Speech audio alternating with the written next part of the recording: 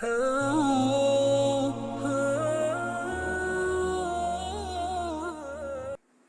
Ustadz, saya mau tanya kenapa hati saya selalu gelisah? Padahal saya sudah perbanyak istighfar. Tolong masukannya. Semoga Pak Ustadz selalu dilindungi Allah Subhanahu wa Ta'ala. Di mana letak gelisah itu? Di dada sebelah kiri. Nama tempatnya jantung. Tapi ada yang bilang hati Pak Ustadz. Kombinasikan aja dua. Jantung hatiku. Berdegup dan berdetak di sebelah kiri. Coba rasakan. Bagi yang tak merasakan, lapor ke panitia. Kain kapan sudah siap. Makanya kadang kita bangun tidur, nggak ada angin, nggak ada hujan, risau, suntuk di dalam. Tapi begitu kita ambil wudhu, sholat, terasa dia seperti kopi yang habis diaduk, tiba-tiba bening. Ala bidzikrillahi tatmainnul qulub. Dengan banyak berzikir mengingat Allah, maka hati akan menjadi tenang.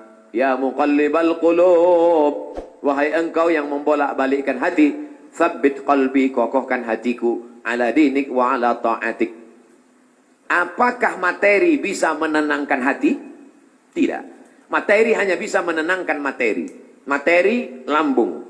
Lambung hanya bisa ditenangkan dengan materi. Apa dia? Nasi uduk, ayam penyet, ayam pop, ayam mati. Tapi non materi hanya bisa ditenangkan dengan agama. Makanya orang-orang ateis yang tidak beragama, hidupnya sempit. Kata Allah, ka'annama yas'adu fis sama, seperti terbang. Kita kalau naik pesawat, terbang, take off, itu dada terasa sempit. Begitulah orang yang tidak berserah diri kepada Allah. Sempit. Akhirnya mereka mencari ketenangan kemana? Sabu-sabu, pil anjing gila, sakau, penjara, kalau ketangkap BNN, mati. Angka bunuh diri terbesar di dunia bukan di Republik Indonesia, bukan di Asia, tapi justru di Eropa dan Amerika. Karena mereka meninggalkan agama. Stres, depresi, mobil mewah tapi nggak bisa tidur malam. Jam 2 malam stres, depresi. Makan obat tidur, tidur. Bangun tidur, stres lagi. Bangun tidur, tidur, mati. Sementara kita tenang. Begitu datang ke masjid, duduk, ngelihat muka ustadz, tidur. Panitia penutup, bangun. Fabi ayyi ala'i rabbikuma tukadziban. Nikmat tidur apalagi yang kau dustakan. Orang barat setengah mati makan pil tidur supaya bisa tidur. Nama penyakitnya insomnia. Orang kita baru ngelihat. Berikut ini mari kita dengarkan tausiah. Demikianlah tausiah ini saya sampaikan. Kurang apa lagi? Maka kalau ada teman di sebelah tidur, biarkan. Dia sedang mensyukuri nikmat Allah Subhanahu wa Ta'ala. Jadi Pak Ustadz jawabannya, perbanyak zikir. Siapa yang bersolawat 1 kali 1 hari 1000 kali, maka sebelum mati dia melihat tempatnya dalam surga. Siapa yang meriwayatkan itu? Ditulis oleh Syekh Ali Jum'ah, mufti Mesir. Diriwayatkannya dari beberapa riwayat kitab-kitab sahih. Jadi kau berapa kali istighfarnya? Coba amalkan ini. 1 kali 1000 kali. 1 hari 1000 kali. Beli tasbih yang ujungnya ada 10, 100. Kan betul. Allahumma sholli ala sayyidina Muhammad wa ala ali Muhammad. Allahumma sholli ala sayyidina Muhammad. Kadang-kadang belum sampai 200 kau udah tertidur. Bangun lagi, sambung lagi. Allahumma sholli ala sayyidina. Malu bawa tasbih, pakai tasbih digital yang pencet itu. Allahumma sholli ala sayyidina. Allahumma sholli ala sayyidina. Tapi pelan-pelan. Kadang ada yang pakai tasbih itu. Allahumma sholli ala sayyidina.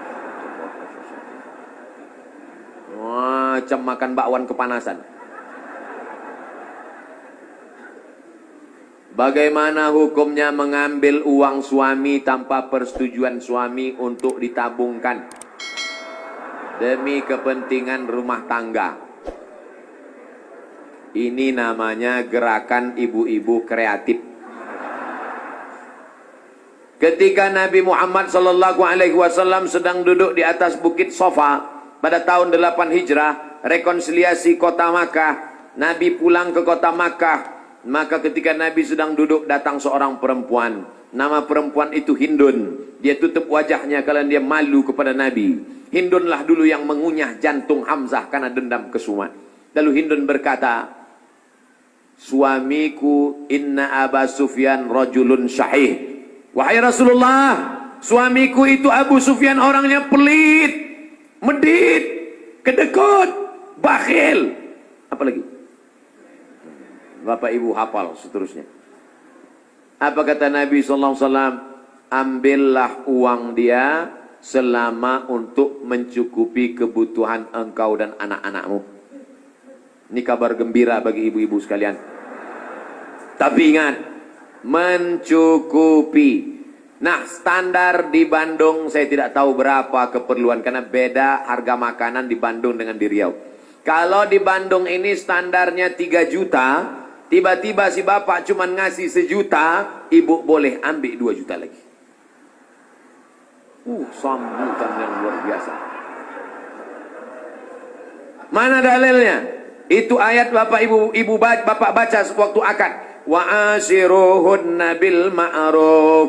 Bergaulilah mereka dengan ma'ruf. Ma'ruf diambil dari kata urf. Urf artinya tradisi setempat. Dasar pengambilan hukum dalam Islam ada 10. Quran, hadis, ijma', qiyas, syar'u man qablana, saddu zara'i, qaulu sahabi, istihsan, istishab, urf. Urf artinya standar umum di kota Bandung berapa. Kalau umumnya di Bandung ini 5 juta, ternyata selama ini dia kasih 2, berarti ibu bisa ambil 3 menurut standar dan ketentuan berlaku. Tapi lebih dari ini tanggung dosanya, saya nggak ikut-ikutan. Saya nggak mau nanti terhalang masuk surga gara-gara ini.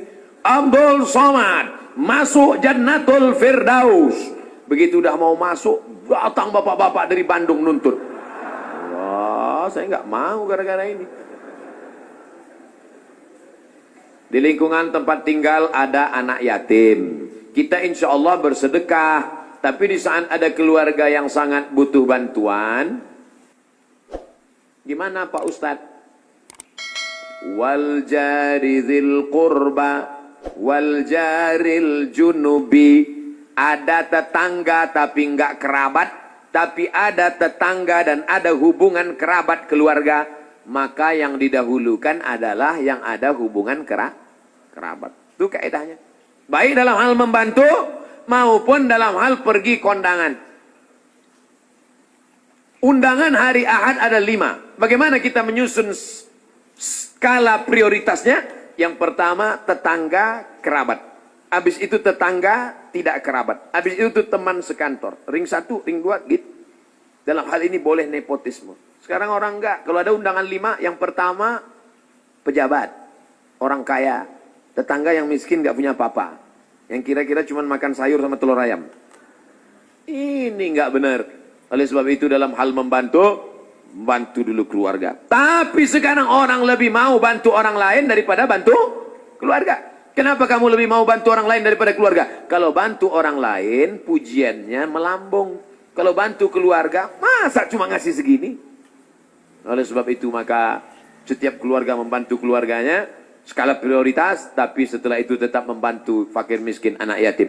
Ara'aitalladzi yukadzibu biddin? Tahukah kamu siapa itu orang yang mendustakan agama? Orang yang mendustakan agama bukan orang sekuler liberal.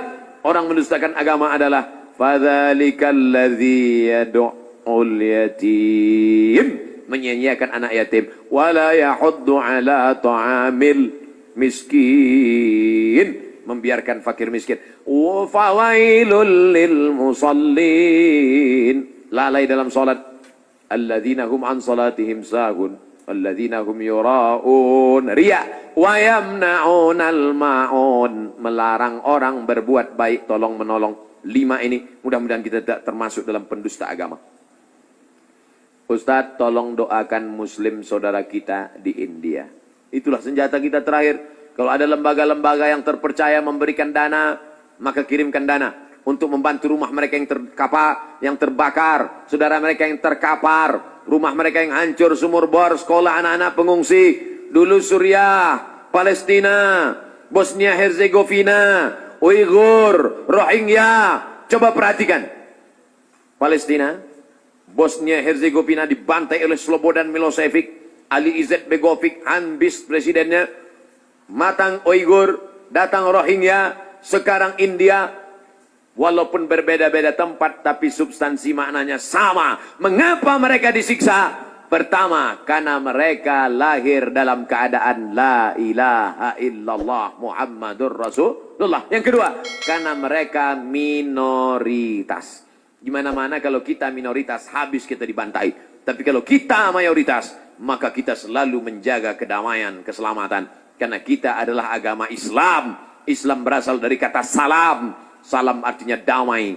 Maka insya Allah, kalau kita menjadi mayoritas, maka saudara-saudara kita yang minoritas akan terjaga dalam kedamaian, insya Allah. Amin. Ya Rabbal Alamin.